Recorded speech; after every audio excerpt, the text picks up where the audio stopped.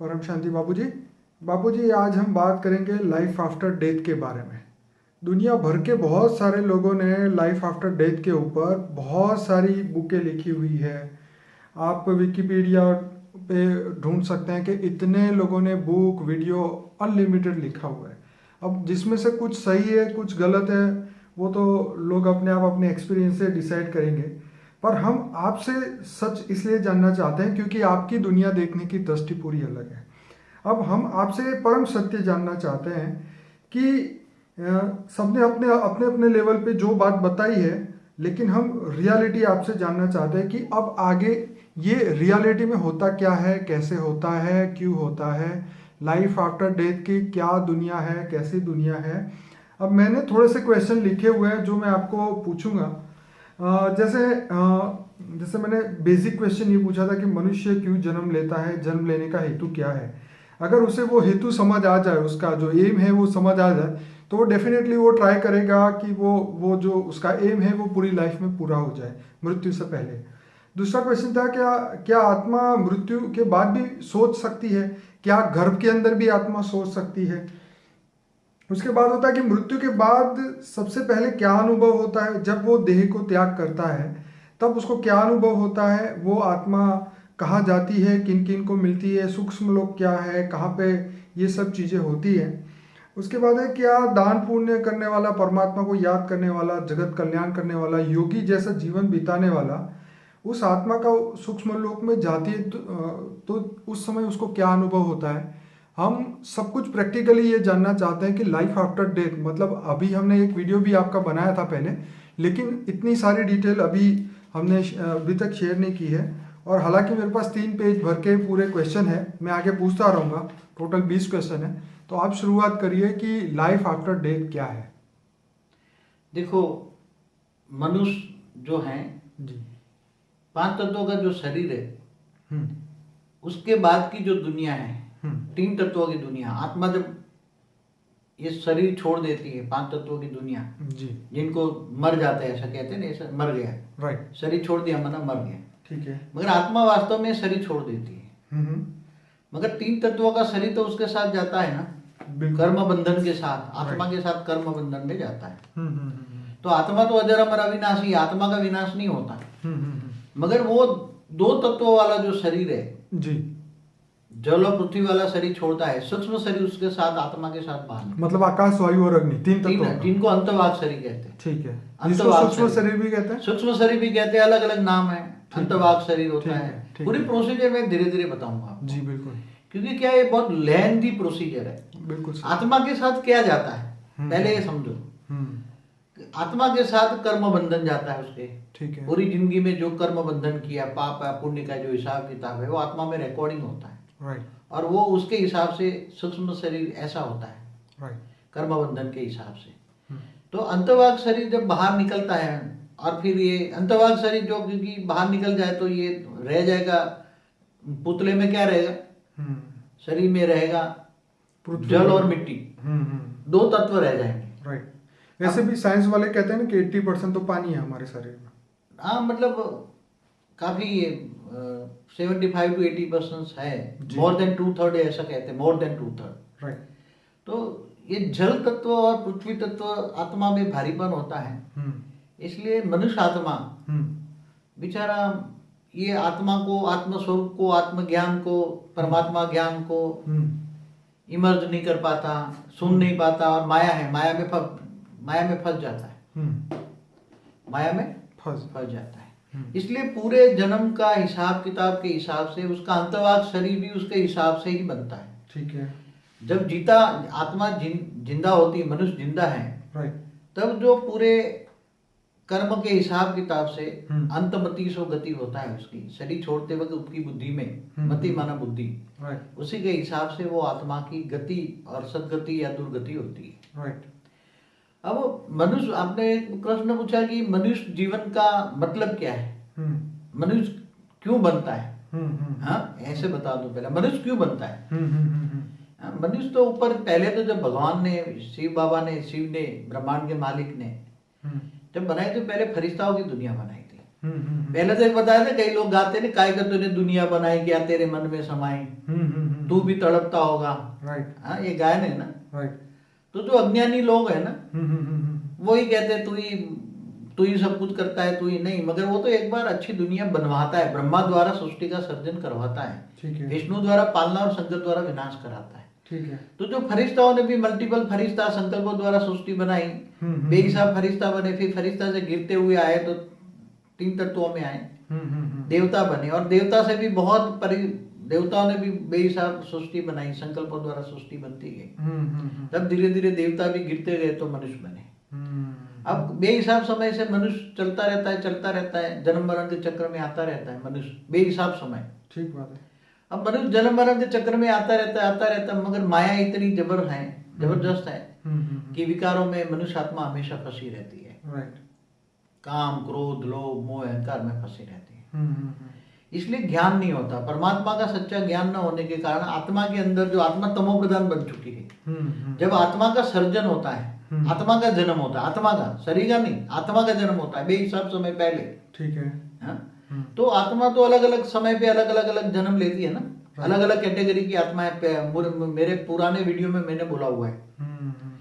तो आत्माएं जो कैटेगरी की होती है, तो अनेकों जन्म से जन्म मरण के चक्र में आती रहती है, तो माया में फंसती जाती है। तो आत्मा की शक्ति तमो प्रधान, आत्मा तमो प्रधान हो जाती है। राइट। जब आत्मा का जन्म होता है तो आत्मा सतो प्रधान होती है। फिर सतो, रजो, तमो, बीच में आती है रमो में रजो होती है। ठीक है। 3 तत्वों में आती है तो रजो में होती है, और जब मनुष्य बन जाती है तो तमो प्रधान आत्मा बन जाती है। राइट। इसलिए आत्मा रजो होती है तो 3 तत्वों में होती है, जिनको हम देवता कहते हैं। ओके। और जब आत्मा 3 तत्वों से, आत्मा में शक्ति खत्म हो जाती है तो स्वर्ग से कहते हैं नीचे उतर आता है, आप देवता पूर्ण जन्म मनुष्य बन जाता है, देवता ही मनुष्य बन जाता है ऊपर से। राइट। कहता है इंद्र ही फेंक देता है, जा तू मनुष्य बन जा, पावर खत्म हो जाती है। तो ठीक है। तो वो मनुष्य बनने का कारण है आत्मा में पावर कम होना, खत्म होना, तमो प्रधान बनना, जिसको कहेंगे आत्मा तमो प्रधान बन गई। अब वो मनुष्य चक्कर में आते आते आते आते इतनी आत्मा तमो प्रधान बन जाती है, देह और देह के संबंधों में फंसी रहती है। तो परमात्मा का ज्ञान उसके पास आता है। तो बाबूजी, जो मेन एम जो था, जो आत्मा ऊपर से नीचे आई, देवता से मनुष्य बनी, उसका लक्ष्य क्या था? क्या वो मजे करने के लिए उसने मनुष्य जन्म लिया? नहीं, मजे में तो स्वर्ग लोक में नहीं था, पहले स्वर्ग लोक में थे। हाँ, तो फिर दूसरे लोक में थी, स्वर्ग लोक से गिरी तो दूसरे लोक में आई। ठीक है। फिर नीचे तीसरे, मतलब धरती पर आने से पहले दूसरे लोक में आती है। ठीक है। देखो, देवता नीचे आते हैं तो दूसरे लोक में आके कई देवता पुरुषार्थ करते वापस तीसरे लोक में चले जाते हैं। अच्छा, मतलब वो मनुष्य बन के फिर योगी की तरह जीवन बिता के वापिस परमात्मा को याद करके फिर देवता ही पद पाते हैं। ऐसा है कि देवता, जब देवता ही पद पाने के लिए कई स्वर्ग लोक में भी पुरुषार्थ होते हैं, उनको देवता नहीं चाहिए। हाँ। उससे भी ऊपर जाना है, तीसरे लोक से ऊपर उनको जाना है। ये देवता तो माया है, क्या है? माया है। राइट। देवताओं के पास महामाया है। धरती पे माया है, उनके पास महामाया है। धरती पर माया तो उसके पास महामाया है, देवता माया भी थे। ओके।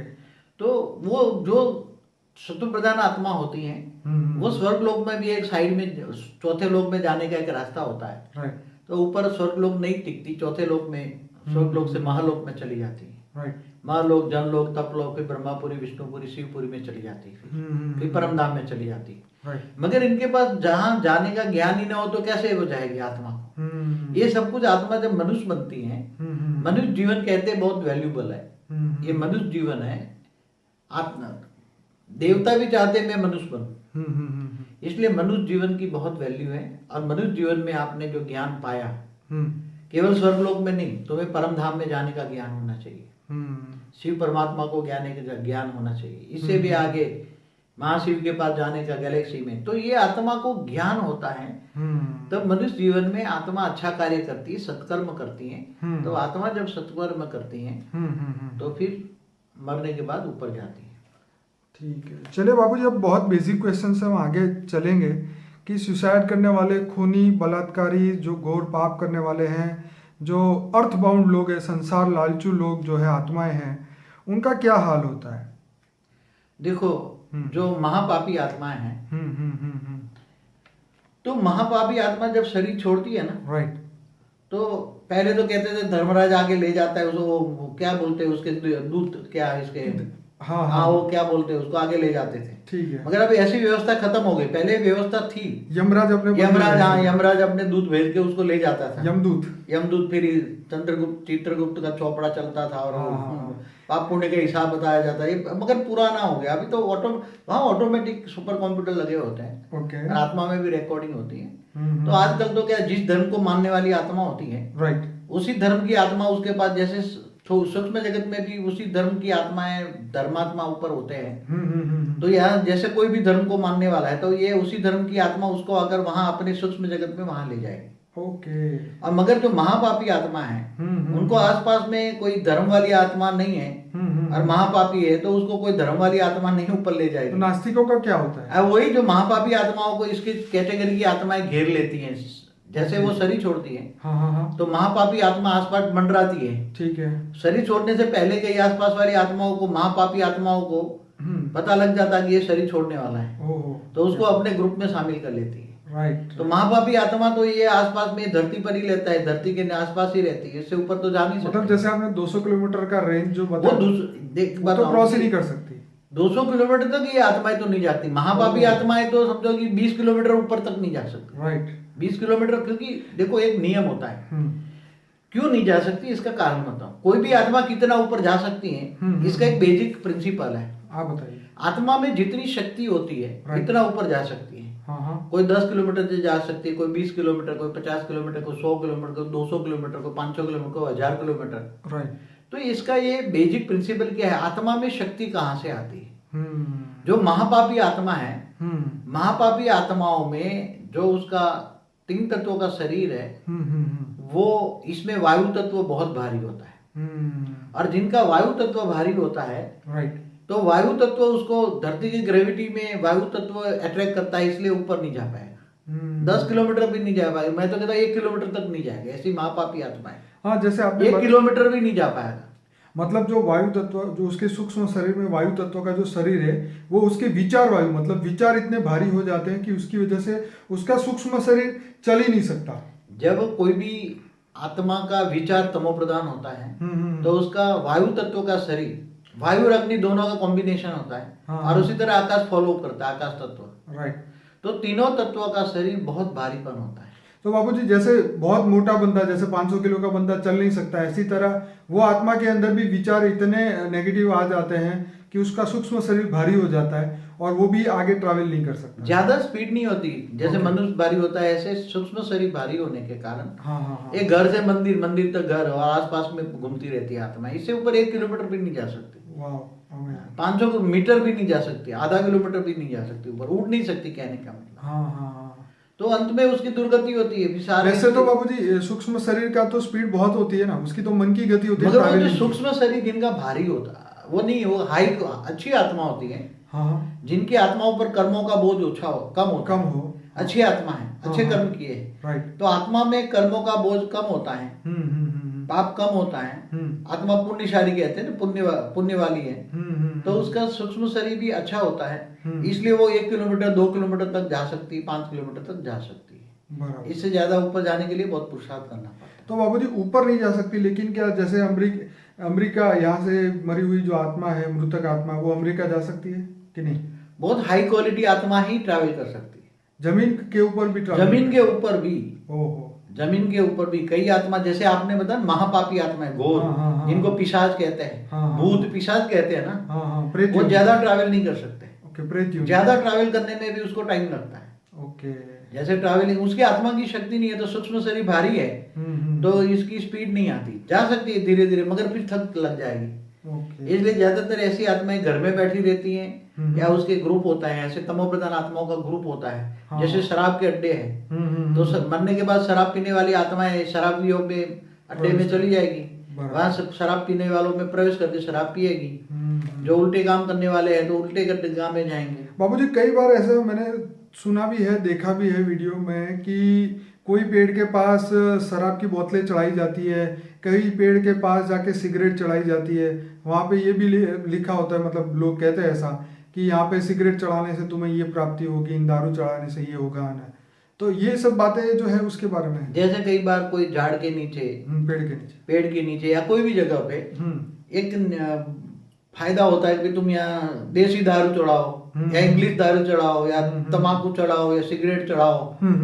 क्यों ऐसा होता है? क्योंकि वहां कुछ ग्रुप की आत्माएं वहां रहती हैं। 100-200 ग्रुप की ऐसी आत्माएं होती है जो मनुष्य होते हैं। वो आत्मा जब मनुष्य थी तब उसको जो आदत थी, कोई दारू की आदत थी, तो उसको दारू चलाता है, तो वो 50 आत्माएं उनके पास जाकर थोड़ी हेल्प कर लेती है, मगर वो ऐसी आत्माएं थोड़ा कुछ हेल्प नहीं कर सकती। तो बापूजी ऐसी जो आत्माएं हैं जो पेड़ों पे, जिनको ये चीजें चढ़ाने से ये फायदा होगा, ये होगा, वो होगा, तो रियलिटी में जो वाकई में ये सब चीजें चढ़ाते उनको कुछ होता है फायदा? मैं समझता हूँ कि जो आत्माएं ऐसे मांगती है, हाँ, जो भूत प्रेत हम कहेंगे, पिशाच, हाँ बिल्कुल, ऐसी आत्माएं जो दारू पीती हैं, सिगरेट पीती हैं, जो भी वासना है, वासना युक्त आत्माएं, क्या है इसमें पावर ही नहीं है तो दूसरों को क्या हेल्प करेंगे? ये तो बाबूजी बहुत बड़ी लोगों को ये सुनने वाली बात है। लोग पागल है कि जहाँ के दारू चढ़ाते हैं, सिगरेट चढ़ाते हैं, जो जिनको तुम दे रहे हो वही भूखा बैठा है, वो तुम्हें क्या देगा? पहली बात ही है। हाँ, तो जो वासना युक्त आत्मा, मतलब उसको चाहिए, हाँ, ये चाहिए, ये चाहिए। मनुष्य अवतार में जो वासना रह गई है, वो अधूरी वासना, वो भूत प्रेत भर के किसी में प्रवेश करके वासना पूरी करते। मैं एग्जांपल दूं, कईयों में भूत प्रवेश करके बोलते हैं भाई मेरे को दारू दे, मटन दे, ये खाना दे, मेरे को ये दे, तो मैं चली जाऊंगी। हाँ, फिर इसको बहुत खिलाते हैं। मैंने अपनी नजरों के सामने कई आत्माओं को, जो नॉनवेज ब्राह्मण होते थे, उसमें भूत, एक जिन घुस गया ऐसे, जो मुसलमानी भूत था, तो उसने बोला कि मेरे को तो ये खाना है। क्या वो तो ब्राह्मण था, नॉनवेज खाना। हाँ, तो उसके घर वाले क्या करेंगे? तो वे जो उसको ओझा था ना, उसको निकालने वाला, अगर जब तक उसको ये खिलाओगे नहीं तो जाएगा ही नहीं। तो उसको फिर मुश्किल से नॉनवेज खिलाना पड़ा। और जब वो नॉनवेज इतना खा गया, वो पतला शुक्ला था, इतना खा गया कि उसके शरीर के बराबर का वजन का इतना खा गया। फिर एक बार मैं किसी के यहाँ था, मुझे बचपन से शौक था, गांव में भी शौक था कि जहाँ भूत प्रेत निकालते थे मैं वहां चले जाते, जहाँ डाकले, गुजराती में बोलते डाकले बसते हैं, तो भूत भूत बुलाते थे, प्रवेश कराते थे, फिर बोले हाँ तू बोल क्या। तो बहुत झूठे होते हैं भूत प्रेत भी, इतना झूठ बोलते हैं, इतना झूठ बोलते हैं। जो इंसान जिंदे में झूठा है तो मरने के बाद तो महाझूठा ही बनेगा। तो महाझूठा, महापापी आत्माओं की ऐसी हालत होती है। फिर दूसरों में प्रवेश करके उल्टा फुल्टा बहुत, आज जो नेगेटिव काम हो रहा है, जैसे रेप हो रहा है, तो एक दूसरे में प्रवेश करके ऐसा काम करते हैं। 80 साल के बुढ़े में प्रवेश करा के छोटी बच्चियों पे रेप करता है, तो कौन करता है? ये ऐसे ही करते हैं ना, मगर दुनिया समझ नहीं पाती आजकल। तो बाबूजी जो लोग डेथ में, जिनके एक्सीडेंट में मृत्यु होती है, उनका क्या होता है? जो मृत्यु अंतमति सो गति, अचानक मृत्यु हो जाती। मगर एक बात बताओ, एक्सीडेंट भी कौन करवाते? मैं आपको बताऊं, ये एक्सीडेंट नेचुरल नहीं होते। जैसे कर्मों के हिसाब किताब से तो ठीक है, मगर जब एक एक्सीडेंट जोन होता है, जहाँ टर्निंग पॉइंट होता है, जैसे बर्मुडा ट्रायंगल है, वहां तो शिप भी खो जाती है, प्लेन भी खो जाते हैं, वो तो ऊपर से कुछ मिलता ही नहीं है। एक्चुअली मैं एक दिन ऊपर से देखा था, मैंने समाधि अवस्था में उसको मैंने देखा था टीवी में, ये एंगल के बारे में, क्या वो क्या बोलते हैं उसको, बर्मुडा एंगल, ट्रायंगल जो भी है। तो मैंने ऊपर में देखा, ऊपर 1000-2000 किलोमीटर ऊपर एक सूक्ष्म जगत वाली आत्माओं का एक वहां होल है, जो एक बार बोला था वॉर्म होल जैसा बोलते हैं ना। तो इस एरिया के अंदर जो भी आ जाएगा, तो ऊपर 1000-2000 किलोमीटर 1000 आत्माएं रहती, उन्होंने वहां से आती, वो ऊपर से ही खींच लेते, जैसे एलियन खींच लेते हैं। एक बार वो लोग ऊपर वाले जो एलियन है उसको खींच लेते हैं, तो उसको ऐसा खींचेंगे कि वो धीरे धीरे तत्व परिवर्तन होकर फिर ऊपर चला जाए। तो बाबूजी अभी भी ऐसा ही हुआ, वो मलेशिया का प्लेन जो पता नहीं कहाँ खो गया। नहीं, ऐसे सबका नहीं होता, मगर अलग अलग होता है। वो तो कहीं समझो कि जंगलों में गिर जाए तो नहीं भी मिल पाएगा, मगर सबका नहीं होता। कई जगह जगह ऐसे ट्रायंगल जैसे बने हुए हैं, तो वो उसको खींच लेते हैं। उसी एरिया में जाओ तो उसको खींच लेते हैं। इसलिए धरती पर भी ऐसे सूक्ष्म जगत वाले खींच लेते हैं, सूक्ष्म जगत में मेरे बैठे हुए एलियंस खींच लेते हैं। तो बाबूजी ऐसी बहुत सारी मिस्ट्री है जिसका कोई जवाब नहीं है। यहाँ ये हो गया, उसका कोई साइंटिफिक रीजन नहीं है। तो जहाँ पे ये साइंटिफिक रीजन नहीं मिलता, वहाँ पे ये अध्यात्म या भूतों की दुनिया, ये सब चीज़ों को ये लोग आगे लेके आते हैं। जैसे एंशंट एलियन में भी यही होता है कि पहले ये लोग अपना, भौतिकवादी लोग अपनी बुद्धि लगाते हैं, जब वो नहीं मिलता तो फिर वो लोग उसको शास्त्रों में ढूंढने लग जाते हैं, फिर उससे भी आगे ढूंढते हैं। तो बात यह है कि अब बताइए कि जो लोग अपने जीवन में अच्छा काम करते हैं, जो बलिदान देते हैं, देश के लिए सेवा करते हैं, और लड़ाई में जिनकी डेथ होती है, तो उन आत्माओं का क्या होता है? देखो, जो देश प्रेमी होते हैं, हाँ, देश प्रेमी को शरीर छोड़ते वक्त राइट, उसकी बुद्धि में अच्छा काम करने के लिए उसकी बुद्धि सत्व प्रदान होती है। ठीक है। इसलिए उसी ऐसी आत्माओं को जब ये शरीर छोड़ती है तो बॉर्डर पे क्या है, स्थूल मनुष्य सैनिक लड़ते हैं, उसके साथ सूक्ष्म जगत वाले हजारों आत्माएं उनके साथ कोऑपरेट करती है। ओके। आमने सामने दोनों सैन्यों में होता है। जब दोनों सैन्य लड़ते तो उसके साथ सूक्ष्म जगत वाली हजारों आत्माएं उनके साथ होती है। तो वो आत्माएं मरने के बाद वहां ही रहकर, वो सूक्ष्म जगत में रहकर वहां ही काम करती है, सूक्ष्म जगत की। तो बाबूजी ये वर्ल्ड वॉर 1 और वर्ल्ड वॉर 2 जो भी हुआ, जो आज से 60-70 साल पहले, तो उसमें कितनी आत्माएं, कितने लोगों का डेथ हुआ उसके अंदर? ऐसा है कि जो आत्माएं चाहे वॉर में मिले या कहीं भी मिल जाए, हाँ, तो चाहे एक्सीडेंट में मरे, एक स्थिति याद रखो, जिनको परमात्मा का ज्ञान नहीं है तो वो आत्मा यहाँ समझो कि धरती के नजदीक वाला सूक्ष्म जो ऐसी आत्माओं के साथ रहे। उसका मेन हमेशा एक रीजन देखो, कोई भी कॉमन चीज कि उसको ज्ञान है, पहला सब्जेक्ट है ज्ञान। ठीक है। आत्मा को परमात्मा के पास जाने का, परमात्मा का ज्ञान है। फिर ज्ञान होगा तो उसको मरने के बाद कहाँ जाना है वो डिसाइड करेगा ना, क्योंकि मुझे मरने के बाद स्वर्ग में जाना है या विष्णुपुरी जाना है, वैकुंठ जाना है, राइट, या शिवपुरी जाना है या परमधाम जाना है। ठीक है। तो आत्मा के पास जितना ज्ञान होता है इतना ही वो डिसाइड करती है और इतना जीवन का लक्ष्य बन जाता है। ऐसे हिसाब से वो कर्म करती है, श्रेष्ठ कर्म करती है। बाकी ऐसी आत्माएं तो जिनको एक हमेशा याद रखो, शास्त्रों में एक बहुत अच्छा शब्द है, अंत मति सो गति। राइट। आत्मा चाहे कोई सैनिक हो, चाहे महापापी हो, चाहे कोई भी हो, मरते वक्त उसकी बुद्धि में क्या है, मति माना बुद्धि, अंत मति सो गति। अंत में शरीर छोड़ते वक्त, आत्मा जब शरीर छोड़ती है तब उसकी मति माना बुद्धि में क्या है, उसके हिसाब से उसकी गति या दुर्गति या सदगति होती है। तो गति माना स्पीड। तो कहाँ जाना है भाई, मुझे अच्छा काम किया स्वर्ग में जाना है, तो लक्ष्य उसका स्वर्ग में जाने का था, अच्छे काम किए स्वर्ग में चली गई। जैसे बाबूजी, जैसे स्टूडेंट का जब एग्जाम होता है तो जब लास्ट 3-4 मिनट बचती है, जब एग्जाम खत्म हो रही है, तो उस समय उसके माइंड में सिर्फ यही बाकी होता है कि ये लिख दूँ, ये लिख दूँ, ये बाकी था, ये बाकी था। और जब लास्ट में जब पेपर देता है मास्टर को, तो उस समय उसके दिमाग में आता है यार ये तो लिखना ही रह गया, ये तो लिखना ही रह गया। मतलब यही है कि मनुष्य जीवन में तो वो पूरे जिंदगी तो मजे करता है, लेकिन जब मृत्यु आती है तो उस समय उसको ये आता है, ये होता है कि ये बाकी रह गया, ये करना था, ये बाकी था, तो इच्छाएं अपनी उसकी बाकी रह जाती है। तो उसके बारे में आप बताइए।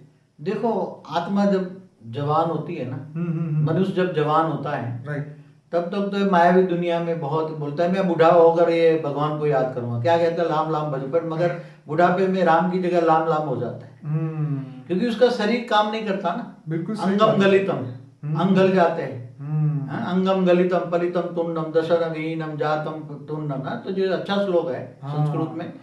तो जब आत्मा को एक्चुअली सारी दुनिया में जो लौकिक पढ़ाई होती है ना बचपन से, जैसे क ख ग सिखाते हैं ना बच्चे, बिल्कुल ऐसी तरह उसको स्पिरिचुअल नॉलेज होना चाहिए। और कर्म की थियरी तो उसको माँ बाप को बचपन से ही दिखाना चाहिए। इसलिए आज दुनिया की हालत क्यों हुई है, क्योंकि माँ बाप ही नहीं जानते, तो माँ बाप को ही कर्मों की थियरी का पता नहीं, उनको भी स्पिरिचुअल नॉलेज नहीं है, तो वो क्या अपने बच्चों को सिखाएंगे। और स्कूल में तो क्या है, ओनली क्या है, फिजिकल पढ़ाई है, भौतिक पढ़ाई है, मटेरियलिज्म की पढ़ाई है, बस मुझे डॉक्टर बनना है, इंजीनियर, पूरी जिंदगी डॉक्टर इंजीनियर बनेगा, मगर ये कर्मों की थियरी, आत्मज्ञान, परमात्मा ज्ञान तो उसको मिलता ही नहीं है। ना तो वो एक अच्छा मनुष्य बन सकता है और ना ही मृत्यु के बाद वो अपनी आत्मा की सदगति कर सकता है। ये ज्ञान तो दुनिया में अपने बच्चों को कोई देता ही नहीं है। पहले बहुत अच्छा वैदिक जमाना था, वैदिक काल में तो बचपन से ही, जब उसको बचपन से ही ज्ञान सुनाया जाता था, राइट, माँ बाप के संस्कार थे, वो तो आश्रमों में बच्चों को पहले भेज दिया था, तो लौकिक अलौकिक दोनों पढ़ाई साथ होती थी।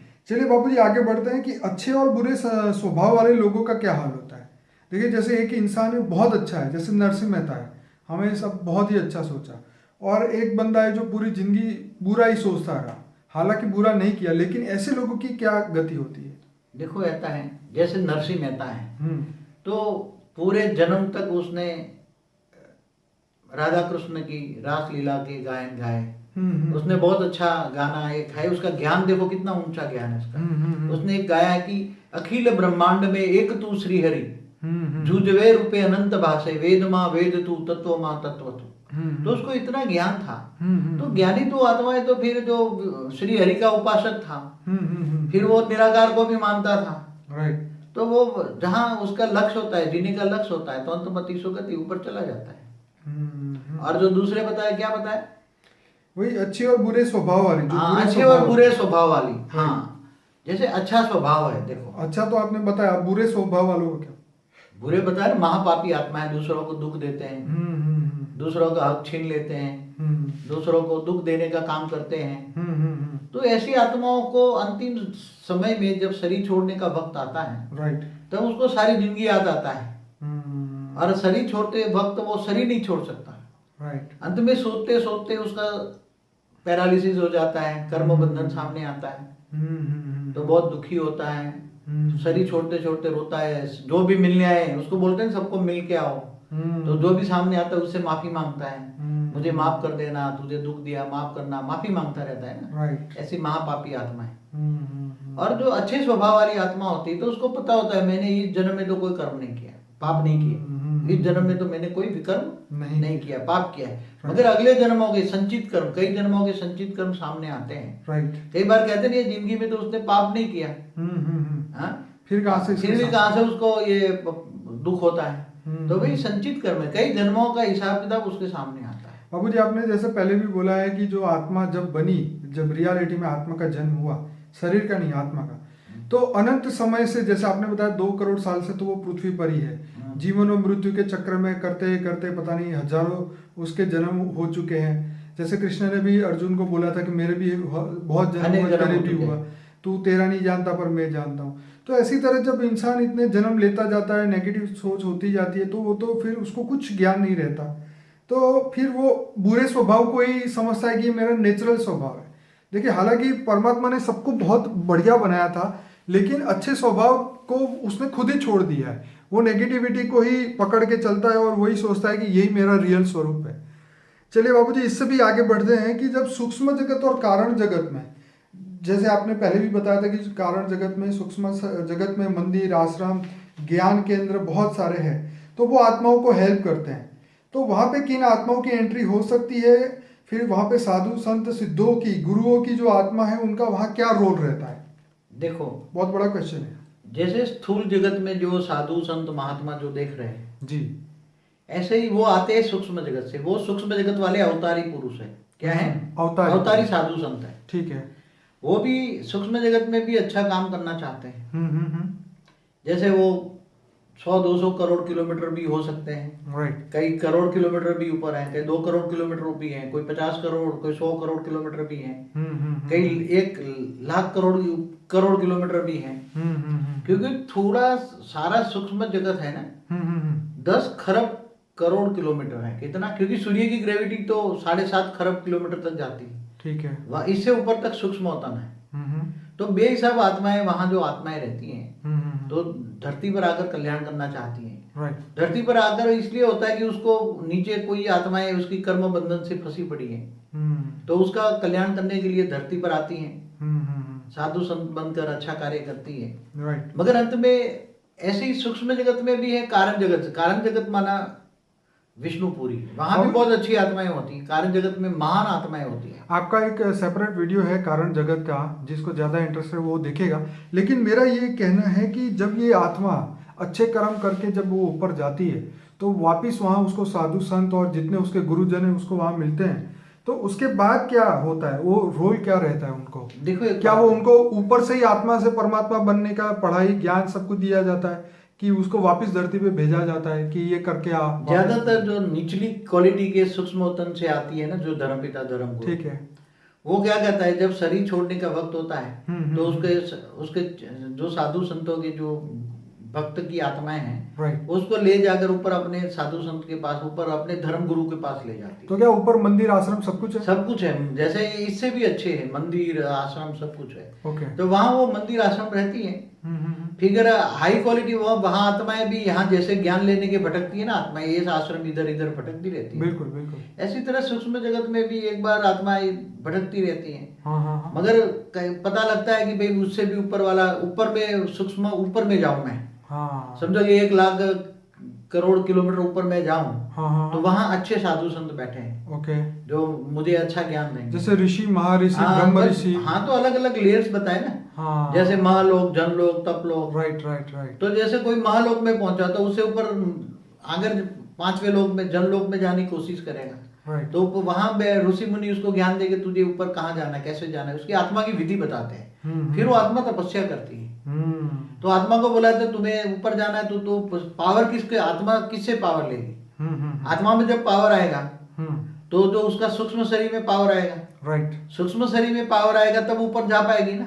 राइट राइट आत्मा में पावर आएगा तो ही ऊपर जा पाएगी।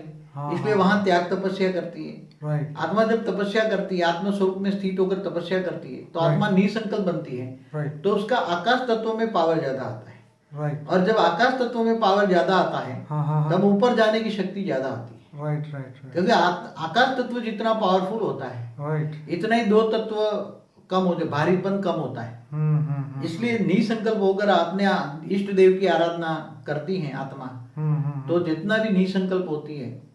तो बाबूजी आपकी बात सुन के तो मुझे आपकी एक बात और याद आ गई कि जो काम ऊपर जाके करना है उस काम को अभी से, आज से, अभी से क्यों ना करें? क्यों करें? डायरेक्ट आप शिवपुरी जा सकते हो। हाँ डायरेक्ट कर सकते हो। एक भी विकर्म न रहे, हाँ हाँ आपका कोई भी पाप न रहे, हाँ हाँ। तो कोई भी आत्मा यहाँ से सीधे विष्णुपुरी वैकुंठ जा सकती है। तो मतलब जो ऊपर का काम जो करना है वो नीचे ही करके जाओ, घर से होमवर्क करके ही जाओ, कर्मयोगी जीवन बिताओ, गीता ज्ञान पढ़ो, ऑलमाइटी को जानो। राइट ऑलमाइटी को जानो ना। ये सब, ये सबसे बड़ी बात है, बहुत इंपॉर्टेंट बात है इस सेमिनार की, कि ये चीज जो है अगर इंसान समझ जाए कि जो ऊपर जाके करना है वही काम अभी से करना शुरू करे, होमवर्क करके ही जाए, तो वहाँ स्कूल में जाके ज्यादा पढ़ना नहीं पड़ेगा। देखो तुम गीता में क्या कहा, तुम जिसको याद करोगे उसी को पाओगे। राइट। तो तुम साधु संतों को याद करोगे, तो ऊपर भी साधु संत के मठ बैठे सूक्ष्म होते हैं, वहां तक जाओगे। ठीक है। अगर तुम जो मुझे याद करोगे, मुझे जानोगे, मानोगे, मुझे याद करोगे, तो मेरे पास आओगे। बाबूजी उसमें ये भी लिखा था कि पितरों को याद करोगे तो पितरों के पास जाओ। तो पितृ कहाँ रहते? बोला है ऊपर सूक्ष्म होतन में, चंद्र में रहते, कभी यहाँ रहते, कभी यहाँ रहते, ऊपर सूक्ष्म होतन में पितृ तर्पण करते हैं ना। Right right right.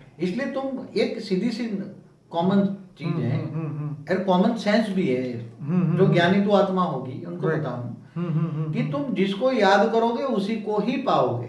ओके। तुम जैसे कृष्ण को याद करते हो तो कृष्ण के मंदिरों में यहाँ करो, मगर कृष्ण किसका अवतार था उसी को जानो तुम। राइट। कृष्ण किसका अवतार था? कृष्ण ऑलमाइटी ऑथोरिटी का अवतार था। तो तुम ऑलमाइटी ऑथोरिटी को जानोगे, राइट। परम पुरुष को जानोगे। परम पुरुष रहता है शिवपुरी में। शिव को भी महापरम पुरुष कहते हैं, विष्णु को भी महापरम पुरुष कहते हैं। मगर वो जो देखो, कृष्ण को जानना मानना एक्यूरेट, वो कृष्ण की मूर्ति को जानना मानना नहीं है। मूर्ति वो तो अवतार है ना, साकार रूप है उसका। इसलिए जो इंसान है वो ऋषि और ब्रह्म ऋषि के बीच में भी अंतर नहीं समझ सकता, वो खुद भी नहीं बन सकता। देखो ऋषि होता है वो सूक्ष्म होतन में होता है, राइट। और ब्रह्म ऋषि होता है, राइट, वो ब्रह्मांड में रहता है। हाँ। ब्रह्मांड में कहाँ रहता है? ब्रह्मांड में भी हाई क्वालिटी ऊपर जो है ना, जो ब्रह्म को जानता है तो निराकारी दुनिया में जाता है। वाह। वहां तक जाने की ब्रह्मर्षियों के पास शक्ति होती थी। राइट। इसलिए सभी को ब्रह्मर्षि नहीं कहते थे। हाँ, सबको नहीं कहते थे ब्रह्म। उसकी एक डिग्निटी होती थी। हाँ हाँ हाँ। इसकी एक डिग्री होती थी। Right right. जैसे एक ऋषि था क्षत्रिय, क्या नाम, विश्वामित्र को ब्रह्मर्षि पद नहीं दिया, कई जन्म तक नहीं दिया। वाह। कई जन्मों तक उसको नहीं दिया, कई तक तपस्या की तो भी नहीं मिला ब्रह्मर्षि। क्योंकि उसके अंदर अहंकार था, वो त्रिशंकु जैसी हालत कर देता था। राइट। राजा को बोले तुम्हें मैं सदैव में स्वर्ग में भेजूंगा, जो नेचुरल लॉ नहीं है। हाँ हाँ हाँ। जो यूनिवर्सल लॉ जो होता है, नेचुरल लॉ होता है। हाँ हाँ हाँ। जो नेचुरल लॉ के खिलाफ जो कार्य करेगा तो उसको ब्रह्मर्षि का पद नहीं पाता। जो ब्रह्म को जानता है, राइट, वो ब्राह्मण है। क्या?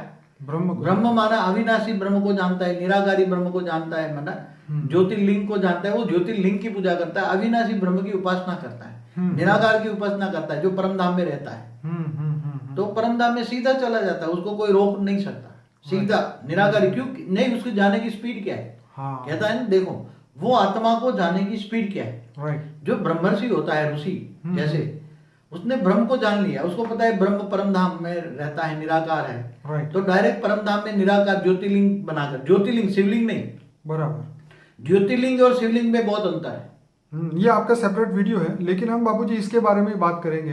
ब्रह्मर्षि, हाँ नहीं, अब जब मैंने आपको ये बोला कि जो आत्मा ऊपर जाती है तो वो फिर अपने सूक्ष्म शरीर के हिसाब से उसको उस लेवल तक जा सकती है, उससे ऊपर के लेवल पे नहीं जा सकती। तो वहां से उसको सिर्फ ऋषि पहले मिलेंगे, उसके बाद आगे ब्रह्म ऋषि मिलेंगे। लेकिन मेन कहानी ये थी कि ऊपर जाने से पहले अगर वो यहाँ का लेशन करके जाए कि ऊपर क्या होने वाला है मेरे साथ, मेरी आत्मा का जीवन का हेतु अगर वो समझ जाए, एम समझ जाए, तो वो अभी से अगर अपना काम अभी से चालू कर दे तो ऊपर जाके उसको बहुत आसानी होगी आत्मा से परमात्मा बनने में, शिवत्व की प्राप्ति करने में। वो जो जैसे आपने बोला है कि वो ब्रह्म ऋषि से भी ऊपर जा सकता है, वो सीधा शिव पद को प्राप्त कर सकता है, वो परम परम परम महाशिव तक जा सकता है।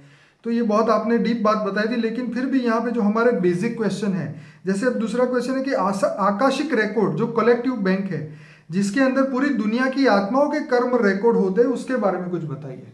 जैसे एक बात बताऊं जी। जैसे तुम बोलते हो तो वायु तत्व में भी रिकॉर्ड हो जाता है ना आसपास के। राइट। वायु तत्व के एक एक सेल में हर कोई चीज का रिकॉर्ड है, ठीक सारी है। दुनिया का रिकॉर्ड है। ठीक है।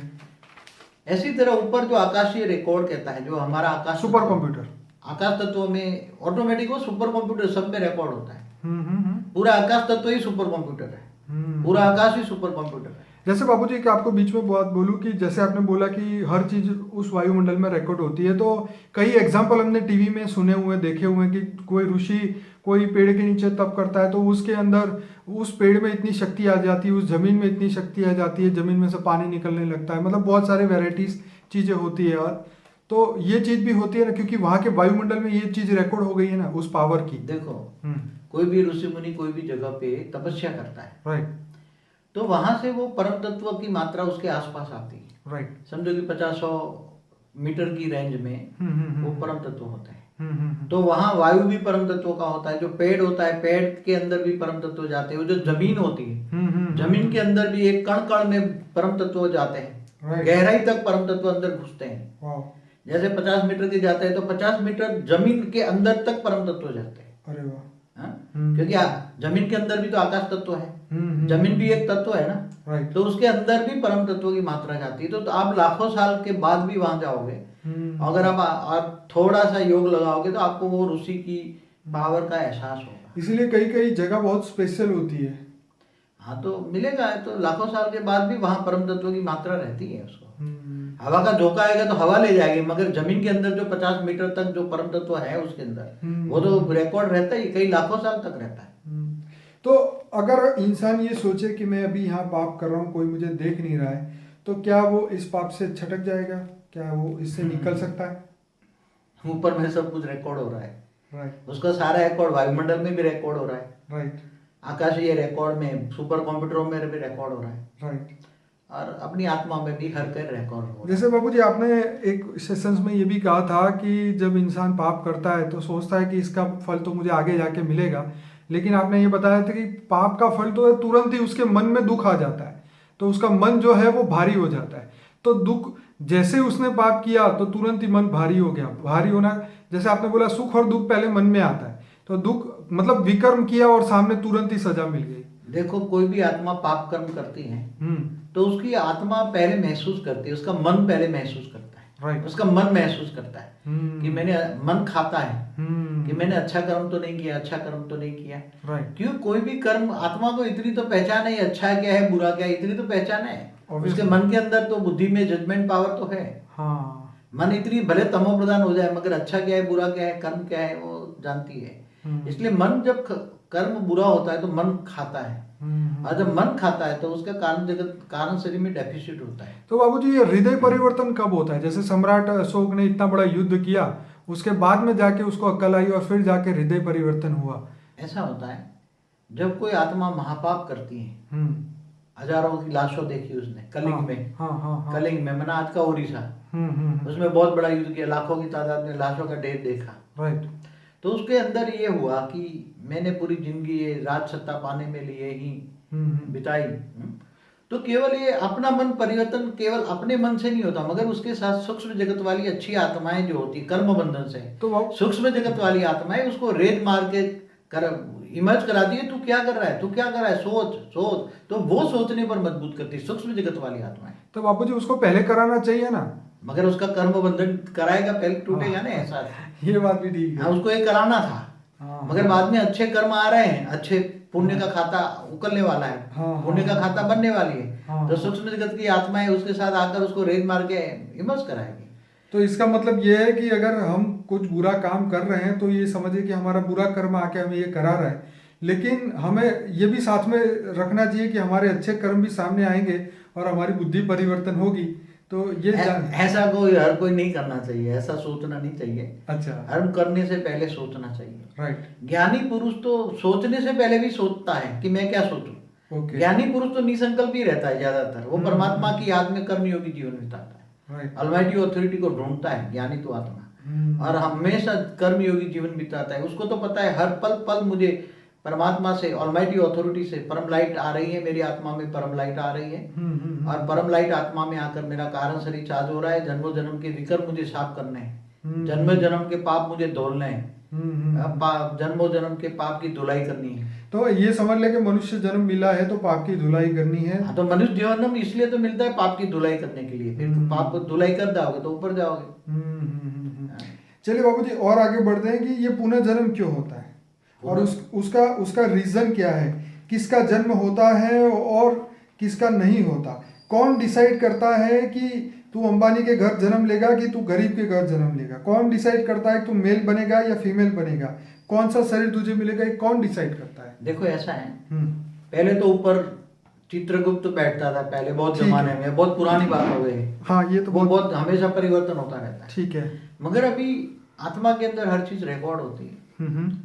जो आत्मा श्रेष्ठ कर्म करती हैं तो थोड़ा ऊपर सूक्ष्म जगत में जाती हैं, राइट, तो उसको वहां ही रहने वाली कई सूक्ष्म जगत की आत्माएं होती है, वो ग्रुप में रहती हैं। साधु संत भी उसको गाइडलाइन देते हैं ऊपर में, सूक्ष्म जगत वाले, राइट, कि भाई तेरे पास इतना पुण्य का खाता है, इतना पाप का खाता है, तो तू यहाँ जन्म ले ले किसी गरीब के घर, हाँ, तो तेरे को जल्दी विक्रम विनाश हो, क्योंकि पाप गरीब के घर जन्म लेगा, राइट, तो तेरे को दुख दर्द बहुत आएगा। हाँ, दुख दर्द बहुत आएगा तो तू भगवान को ज्यादा याद करेगा, हाँ, और परमात्मा को ज्यादा याद करेगा तो तेरे विक्रम विनाश कट जाएंगे। तो बाबूजी, जो लोग अंधे पैदा होते हैं, बच्चे या हैंडीकैप पैदा होते हैं, वो उसका जानबूझ कारण के, क्या? सूक्ष्म जगत वाले उसको जानबूझ के ऐसा करने का आग्रह करते हैं। वाह, वो संकल्प लेके ही ऐसा बनना चाहते हैं, हाँ, हाँ, कि मैं लूला लंगड़ा बनूं तो मेरे एक जन्म के अंदर कई जन्मों के पाप कट जाए। इसलिए वो ऊपर सूक्ष्म जगत वाले ऊपर बड़े बड़े ऋषि मुनि बैठे हैं, वो तो उसको गाइडलाइन देते हैं, क्योंकि तुम्हें पाप बंधन करना है, पाप से कटना है, कर्मातीत अवस्था जल्दी निकलना है तो तू लूला लंगड़ा अंधा लूला बन जा और कर्मातीत अवस्था हो जाए। जैसे डॉक्टर के पास जाता है तो डॉक्टर तीनों ऑप्शन देता है, पहले दवाई से ठीक होना है कि इंजेक्शन से होना है कि फिर सीधे सर्जरी कर दे, तो जैसा कारण वैसा उसका निवारण। देखो, अगर सूक्ष्म जगत में रहकर अगर कोई पाप धुलना चाहता है तो उसमें बहुत टाइम लगता है। इसलिए क्या कहते हैं, एक जन्म तू नीचे चक्कर मार के आजा, जरा विक्रम विनाश करके आजा, लूला लंगड़ा बन के। सब लूला लंगड़ा अंधा बनेगा तो सब उसको नफरत करेंगे ना, तो सबकी जो नफरत करेंगे तो उसका पाप धुलता जाएगा। तो बापूजी, वो तो आके भगवान को इतनी गालियां देता है कि मुझे क्यों लूला लंगड़ा बनाया, मगर वो भूल जाता है मैं कौन हूँ। वो तो जब मनुष्य अवतार में जब धारण करता है, जब गर्भ में आत्मा आती है, तो जब पहले तो जब गर्भ में धारण करने वाली आत्मा कौन होती है, कहते हैं तो एक सूक्ष्म सेल होता है, एक सेल होता है, जिनको हम कहते हैं निराकारी, आत्मा की निराकारी स्टेज, एक सेल बन के निराकारी स्टेज एक सेल बन जाती है, ठीक है, एक एटम बन जाती है। और वो जब फिर 3-4 महीने का होता है, धीरे धीरे बॉडी बनता जाता है, और फिर जब 5-6-7 महीने की आत्मा होती है तो उसको एहसास होता है। तो ये सब मगर भूल जाती है, अगले जन्म का धीरे धीरे भूल जाती है सब। बाबूजी, मेरा एक क्वेश्चन सॉल्व कीजिए कि जैसे मैंने आपसे पहले सुना हुआ था कि जब वो उसकी सूक्ष्म शरीर के अंदर इतनी डेफिसिट हो जाती है, तो जैसे उसका हाथ या पैर, जैसे हैंडीकैप पैदा होने से पहले उसका सूक्ष्म शरीर ऐसा हो जाता है, और रियलिटी में जब उसको पुनर्जन्म के लिए भेज दिया जाता है धरती पे, तो उसके सूक्ष्म शरीर के हिसाब से ही उसका फिर ये शरीर बनना शुरू होता है। जैसे अंधा बच्चा है तो वो उसकी सूक्ष्म शरीर में उसकी आंख पहले खराब होती है। हाँ, बरोबर है। जब आत्मा महापापी होती, महाघाती होती है, हाँ, तो उसका सूक्ष्म शरीर ही ऐसा हो जाता है, उसमें डेफिसिट होती है, सूक्ष्म शरीर में डेफिसिट होती है। ओके, तो फिर ऊपर से बताते कि ये डेफिसिट पूरी करनी है तो मनुष्य अवतार में जाओ और विक्रम विनाश कर, पाप धुलाई कर दो। तो बापूजी ऐसा भी होता है कि जैसे बहुत अच्छा बंदा हो लेकिन बैठे बैठे अंधा हो जाता है या बैठे बैठे उसको कोई प्रॉब्लम होता है, तो उस समय फिर उसका पाप का बोझ उस समय पे उसके सामने आ जाता होगा, उसका सूक्ष्म शरीर काला हो जाता होगा, ऐसा जैसे होता आपने है, बताया। ऐसा होता है। हाँ ज्यादातर स्थूल जगत के आसपास सूक्ष्म जगत वाली आत्माएं रहती हैं। ठीक है। जब कर्म बंधन सामने आता है कि कहते हैं बैठा बैठा अंधा हो गया, हाँ तो पहले तो उसकी सूक्ष्म शरीर में डेफिसिट होती है, हम्म। चाहे उसके अंदर शुगर हो, बीपी हो, ये हो, कोई ना कोई डेफिसिट होती है। राइट। तो धीरे धीरे उसका और सूक्ष्म जगत वाली आत्मा उसको रेज मार के उसको अंधा बनाना चाहती है तो बना सकती हैं। ओके। ज्यादातर हर कोई एक मनुष्य आत्मा के साथ एक सूक्ष्म जगत वाली आत्मा होती है, कम से कम मैं तो ये अनुभव करता हूँ। बाबूजी आपका कहना ये भी सही है। मैंने एक सुप्रीमो मास्टर करके यूट्यूब में सर्च किया था, उन्होंने भी ये कहा कि हर इंसान के पास 4 एंजल है। कम से कम एक तो होती है, 4 और भी ब्रह्मा होते हैं। कुमारी की वाणी में भी ये बोला है कि अंत समय में एक बंदे के साथ में 14 आत्माएं होगी। हाँ, सूक्ष्म घुसे के अंदर, हाँ, अंदर प्रवेश घुसेगी, करेंगे। प्रवेश करेंगे भगवान को देखने के लिए। अंतिम समय जब भगवान प्रत्यक्ष होगा तब उसको देखने के लिए 14 एक शरीर में 14 भूत प्रवेश करेंगे, आत्माएं प्रवेश करेंगे। ओके ओके बाबूजी, अभी इसको यहाँ ही रोकना चाहूँगा। हम इसका दूसरा पार्ट तैयार करेंगे जिसके अंदर बाकी के क्वेश्चन लिए जाएंगे। लेकिन मैं यहाँ अपने श्रोताओं को बताऊंगा, अगर आपको ये वीडियो अच्छा लगा तो हमारे चैनल को सब्सक्राइब करिए, लाइक करिए और शेयर करिए। दूसरा एक है कि उसको बोलो सब्सक्राइब करके वो लाइक भी करे। बिल्कुल, लाइक करना बहुत जरूरी है, सब्सक्राइब भी करे तो बहुत वीडियो आगे चलकर ताकि बापूजी के जो 250 वीडियो और भी है वो आप, और जो हम हर हफ्ते एक नया वीडियो डालेंगे वो भी आप अपने आप ही आपको यूट्यूब से जानकारी मिलेगी। बापूजी आपका बहुत बहुत धन्यवाद। परम शांति।